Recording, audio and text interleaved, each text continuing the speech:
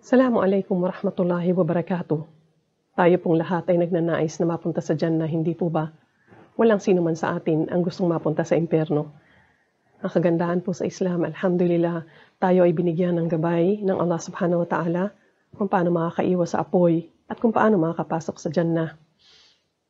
Sa gabay po na ito ng Allah subhanahu wa ta'ala, ang Quran, inihayag sa atin ng Allah ang mga sanhi ng pagpasok sa impyerno, ganoon din na makapagpapapasok ng mga alipin ng Allah subhanahu wa ta'ala sa Jannah. Sa Surah Muddathir, ayah 42, sinabi ng Allah subhanahu wa ta'ala, A'udhu billahi minasyaitonir rajim. Ma salakakum fi saqar? Ano ang sanhi ng inyong pagpasok sa impyerno? Qalu, lam naku minal musallin. Sila ay magsasabi, kami ay hindi kabilang sa mga nagsipagdasal. Walam naku nut'imul miskin. At hindi namin nakagawian ang magkawang-gawa at magpakain ng mga dukha. Wa kunna nakhudu ma'al kha'idin. At kami ay laging nakikisali at nalululong sa mga walang kabuluhang usapan ng mga nagpapasimuno nito. Wa kunna nukadzibu biyawmiddin. At kami ay nagtatakwil at hindi naniniwala sa araw ng paghuhukom at pagbabayad. Nakita po natin sa mga aya na yan ang mga sanhi kung bakit ang mga tao sa impyerno ay napunta sa impyerno. Una, sila ay hindi nagdadasal. Hindi sila nagsasala. Pangalawa, hindi nila nakagawian ang magkawang gawa o magpakain ng mga dukha. Pangatlo, hindi sila umiiwas sa mga usapan na mga walang kabuluhan. At pang-apat, hindi sila naniniwala sa araw ng paghuhusga.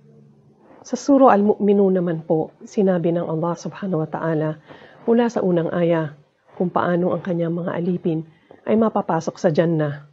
Kanyang sinabi, Qad aflahal mu'minun. Katiyakan, magtatagumpay ang mga naniniwala.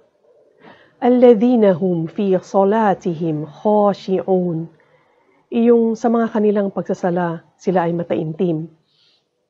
وَالَّذِينَ هُمْ عَنِ اللَّغْوِ مُعْرِضُونَ. At iyong mga umiiwas sa lahat ng mga walang kabuluhang marurumi o malalaswang mga salita at gawa. وَالَّذِينَ هُمْ لِلزَّكَاتِهِمْ فَاعِلُونَ. At iyong mga tumutupad sa pagbibigay ng zakah.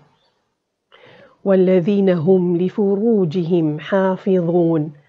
At iyong mga inaalagaan nila ang kanilang mga pribadong bahagi ng katawan mula sa anumang ipinagbabawal ng Allah subhanahu wa ta'ala tulad ng pangangalunya at lahat ng mga mahahalay na gawain. Subhanallah, ang gabay sa tunay na tagumpay sa kabilang buhay ay nasa Quran at naroon din ang mga dapat iwasan upang hindi tayo mapunta sa walang hanggang kapighatian. Nawa ay buksan ng Allah subhanahu wa ta'ala ang ating puso upang ang kanyang mga ipinahayag sa Quran ay ating matanggap, maintindihan at maisagawa upang sa kahulihan, tayo ay mapasok sa Jannah at makaiwas sa impyerno. Amin. Assalamualaikum warahmatullahi wabarakatuh.